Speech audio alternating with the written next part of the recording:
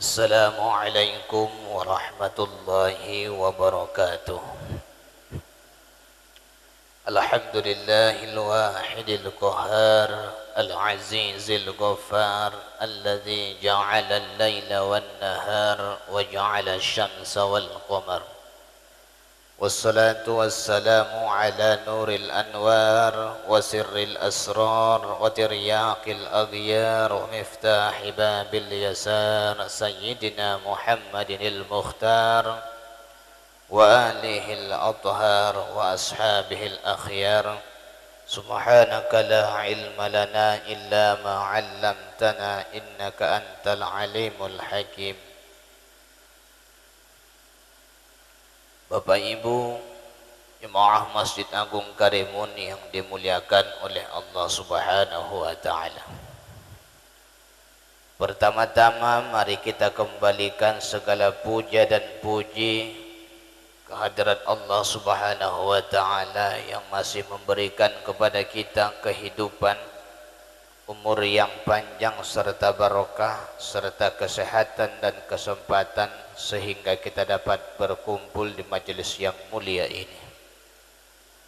Salawat dan salam senantiasa kita aturkan kepada junjungan alam Rasulullah Muhammad sallallahu alaihi wasallam dan mengucapkan sepotong doa penenang jiwa yang berlafazkan Allahumma salli ala sayyidina Muhammad wa ala ali sayyidina Muhammad. Bapak Ibu, kita lanjutkan kembali kajian kita menyambung 20 golongan daripada musuh-musuh besar iblis. Urutan yang ke-12 yang menjadi musuh iblis di kalangan umat Muhammad adalah orang yang melakukan salat di malam hari di saat manusia yang lainnya terlelap tidur. Apa maksudnya ini? Orang yang suka tahajud. Di antara umat Muhammad yang sentiasa suka mengerjakan salat tahajud amat sangat dibenci oleh iblis dan syaitan. Dalam Al-Quran Allah Ta'ala berfirman wa minal laili fatahajjad bihi nafilatan laka asa ayyab'athaka maqaman mahmud. Dan sebahagian daripada malam fatahajjad bihi, tinggalkanlah tempat tidur, nafilatan laka, sebagai nilai tambahan bagi kamu. Maknanya orang yang mengerjakan solat tahajud ini dibuat Allah Ta'ala ada nilai plusnya jika dibandingkan dengan orang yang tak solat tahajud. Asa ayyab'asaka rabbuka maqaman mahmuda, mudah-mudahan Allah akan membangkitkanmu nantinya, menempatkanmu nantinya di suatu tempat yang bernama maqaman mahmuda. Di mana ini maqaman mahmuda? Sebahagian ulama-ulama tafsir menjelaskan yang dimaksud dengan maqaman mahmuda ini adalah hari akhirat nantinya kita mendapatkan syafaat daripada Nabi. Maknanya Bapak Ibu, dengan kita istiqamah mengerjakan salat tahajud, mudah-mudahan nantinya di akhirat sana kita mendapatkan syafaat daripada Nabi. Jadi salah satu maknanya dengan salat tahajud ini kita akan mendapatkan syafaat daripada Rasulullah sallallahu alaihi wasallam nanti hari akhirat. Dalam sebuah hadis Rasulullah sallallahu alaihi wasallam bersabda, rahimallahu ta'ala rajulan qama minal laili fasalla wa aiqaza imra'atahu wa in abad nadoha bil ma'i wajahaha wa rahimallahu imra'atan qamat minal laili fa shallat wa ayqazat zawjaha fa in aba nadahat bil ma'i wajahahu. Artinya Rasulullah sallallahu alaihi wasallam mendoakan semoga merahmati oleh Allah Subhanahu wa taala orang-orang yang mendirikan salat malam, maksudnya salat tahajud. Maka ketika dia salat tahajud, dia bangunkan istrinya. Ketika istrinya tidak mau, diambilnya air ke dapur lalu disiramnya dengan air. Suami yang mengerjakan pekerjaan seperti ini, maksudnya suami ini terbangun di tengah malam, kemudian dia bangunkan istrinya. Istrinya tidak mau, lalu kemudian dia ambil air ke dapur, lalu dia apa namanya itu? Janganlah disiram pula kan, dipercikkan ke mukanya air ini. Kalau pula disiram terlalu kejam ya. Lalu suami ini memercikkan air ke muka istrinya. Suami yang macam ini didoakan oleh Nabi, semoga Allah mengasihi suami-suami yang solat malam, yang solat tahajud. Dia tidak solat tahajud sendiri, namun dia bangunkan istrinya. Bu, ayo solat tahajud. Tak, besok malam aja lah. Ayo bu, solat tahajud. Besok malam aja lah. Belum tentu kita hidup besok malam. Udahlah nanti aja. Dia ambil air ke dapur, dia percikkan air ke muka istrinya sehingga terbangun. Orang yang macam ini didoakan Nabi, mudah-mudahan Allah Ta'ala merahmati dan mengasihi suami-suami yang macam inilah. Kalau dia tak mau, dah cukup lah itu.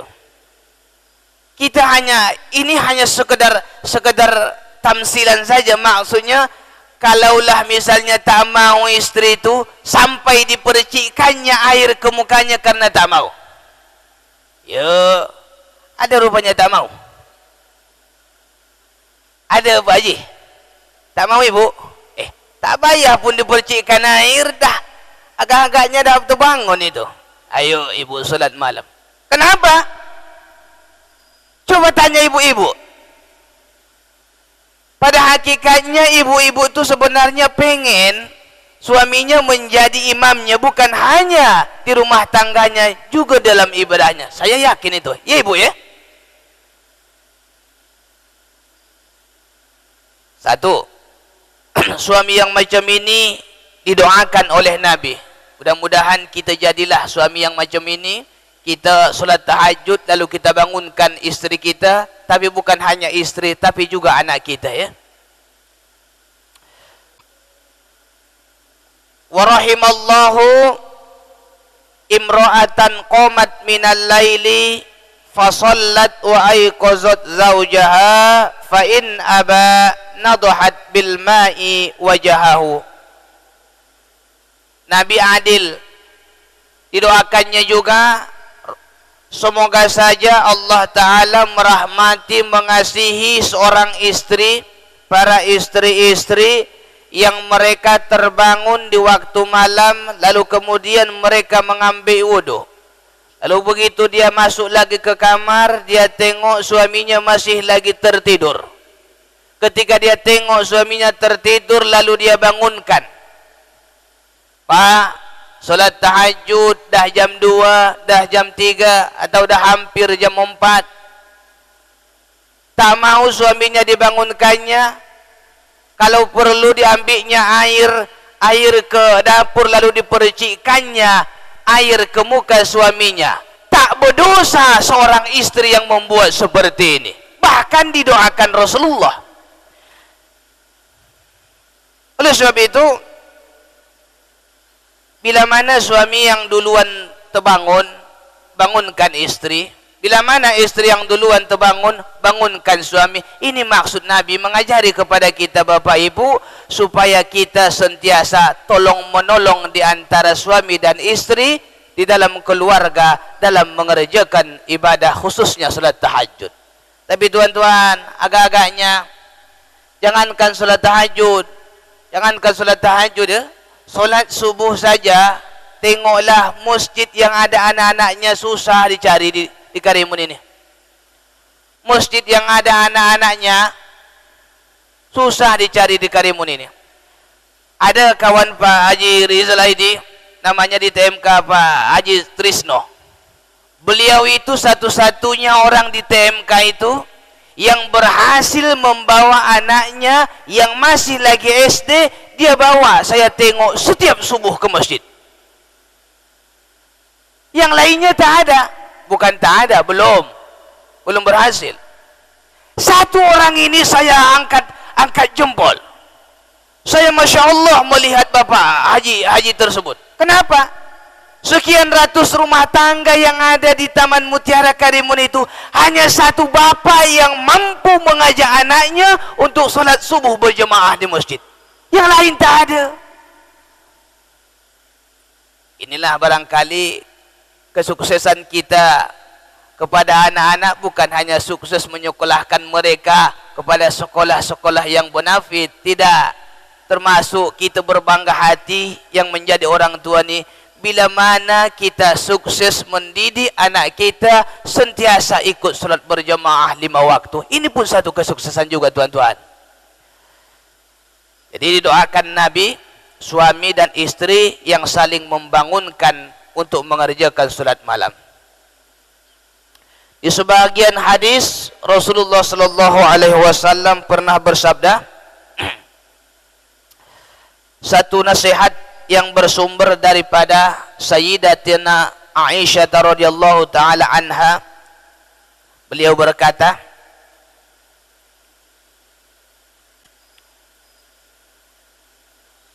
man shalla fil laili wa ahsana as-salata akramahu Allah taala bi tis'ati asya'a. Bapak Ibu, kata Siti Aisyah radhiyallahu taala anha, barang siapa yang salat malam, salat tahajud, kemudian dia baguskanlah salatnya, maka Allah muliakan, Allah berikan kepada orang yang salat tahajud ini 9 kemuliaan. Diingati saja, yang 9 kemuliaan ini, 9 macam ini Allah bagi 2. 5 Allah berikan di dunia, 4 Allah bagikan nantinya waktu sudah meninggalkan dunia, sudah negeri akhirat. Ini kemuliaan, ini 9 macam Allah berikan kepada orang-orang yang terbangun di malam hari, lalu kemudian mengerjakan salat tahajud. Apa itu yang 5 Allah bagi kepada orang yang suka salat tahajud di dunia? Yang pertama, yahfizuhullahu minal afat, Allah jagalah orang itu daripada kebinasaan. Tuan-tuan, orang yang salat tahajud itu penjaganya bukanlah manusia, tapi Allah yang jaga. Dengan salat tahajudnya Allah lebih memperhatikan orang tersebut. Maksudnya apa? Allah jaga dia daripada kebinasaan. Allah jaga rumahnya daripada kecurian. Allah jaga rumahnya daripada terbakar. Allah jaga dirinya daripada kecelakaan. Allah jaga dirinya daripada segala macam musibah. Dengan sebab apa? Dengan sebab salat tahajud, tuan-tuan. Jadi kalau nak ingin Allah Ta'ala yang menjaga kita, salat tahajud tiketnya. Yang kedua, wa yazharu asrat ta'ati fi wajhihi, orang yang salat tahajud ini Allah berikan wajah orang yang salat tahajud ini ada bekas-bekas taat. Apa maksudnya? Wajah orang yang sentiasa salat tahajud ini, tuan-tuan, bercahaya. Yang memperhatikan ini bukan orang-orang yang tak belajar, orang yang belajar seperti kita lah. Coba kita perhatikan di antara kita, orang yang suka sholat tahajud itu pasti menengok wajahnya itu berbeda ketika kita menengoknya dengan wajah orang lain. Tapi bukan mesti ada ada warna hitam di sini, tidak.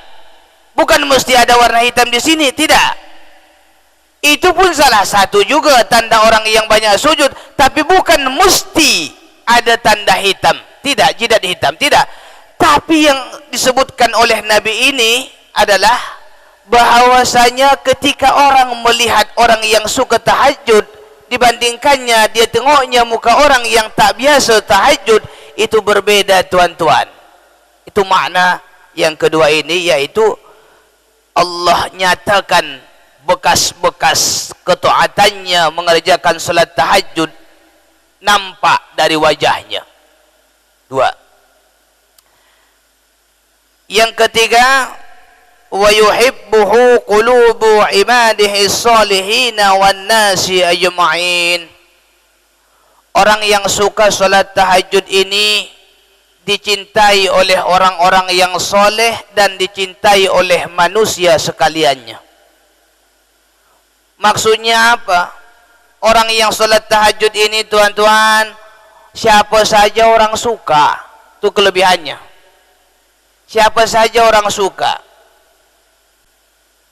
Baik dia orang kita satu akidah dengan kita, pun yang tak satu akidah pun dengan kita, kadang-kadang orang itu suka dengan kita. Kenapa? Suka tahajud tuan-tuan. Oleh sebab itu, menengok wajah orang yang soleh, yang suka tahajud ini pun kadang-kadang kita berbeda, terasa berbeda. Memang hitamnya muka orang ini, tapi dia sholat tahajud. Putihnya muka orang ini, tapi dia tak sholat. Apa yang terjadi? Senang rasanya menengok muka orang yang tahajud ini, meskipun mukanya hitam, daripada menengok orang yang putih mukanya ini, tapi dia tak salat tahajud. Jadi tuan-tuan, akan Allah campakkan, akan Allah berikan kepada hati manusia ini rasa cinta kepada orang yang suka salat tahajud, rasa sayang kepada orang yang suka terbangun di malam hari. Yang keempat, wa yantiqu lisanahu bil hikmah. Biasanya orang yang salat tahajud ini tak banyak cakap. Itu tanda-tandanya. Kalau banyaknya orang ini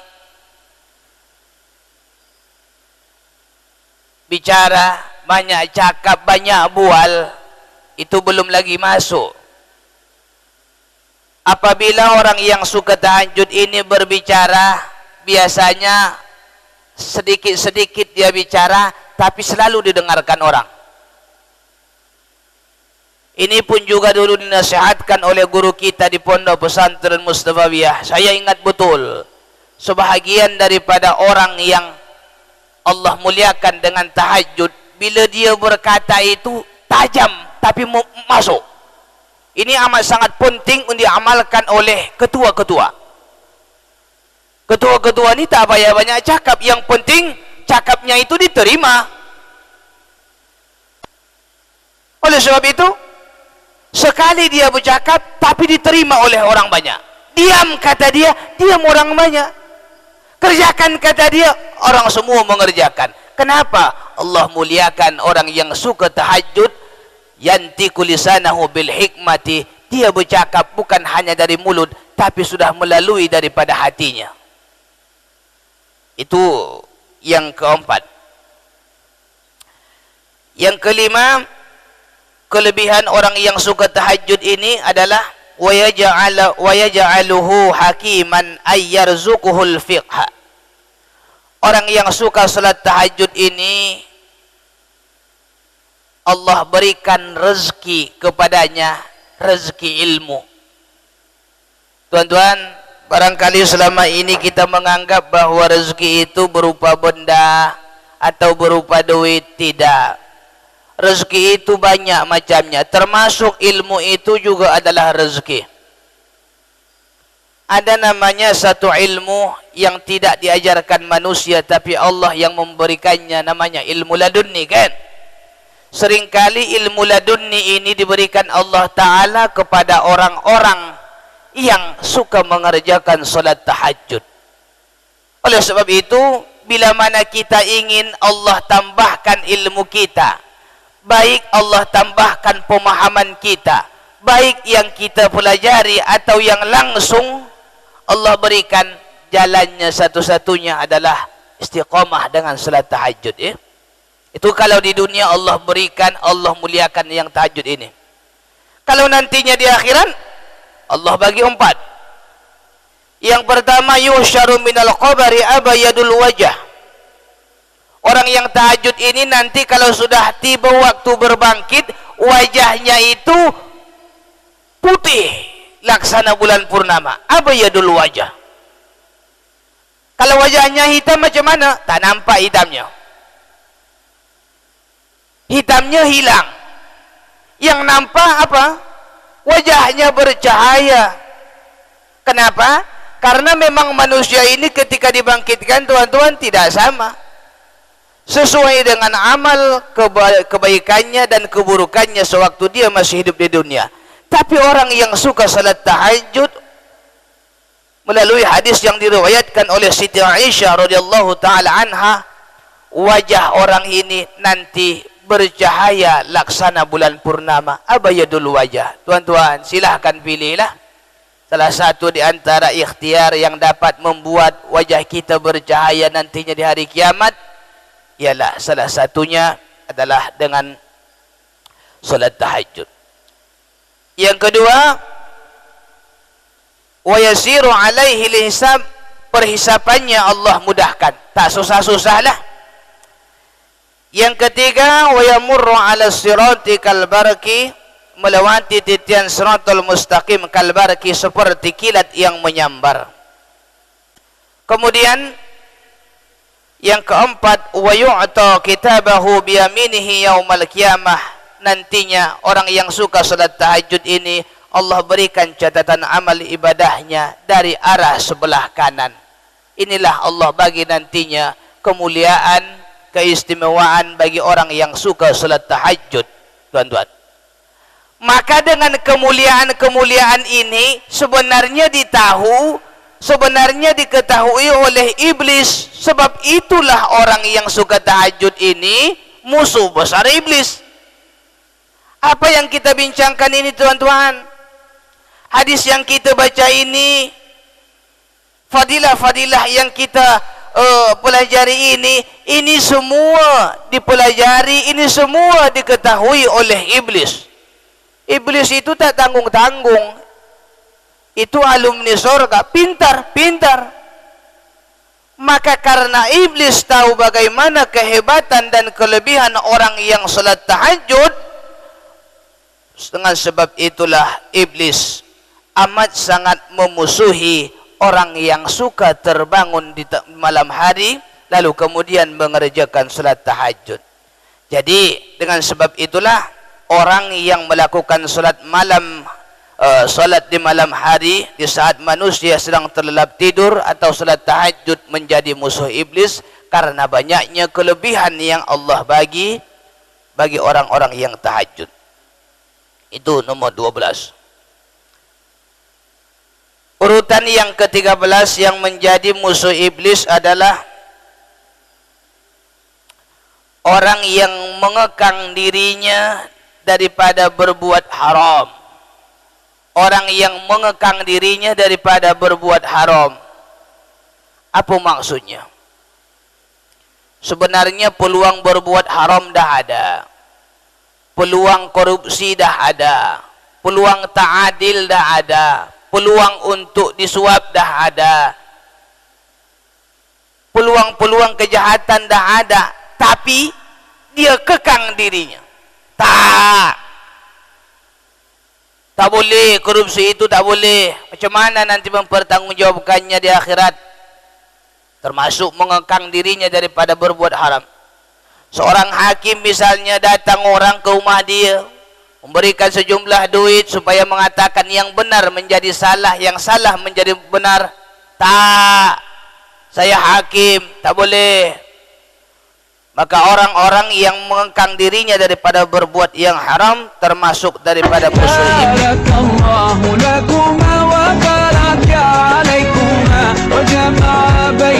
iman.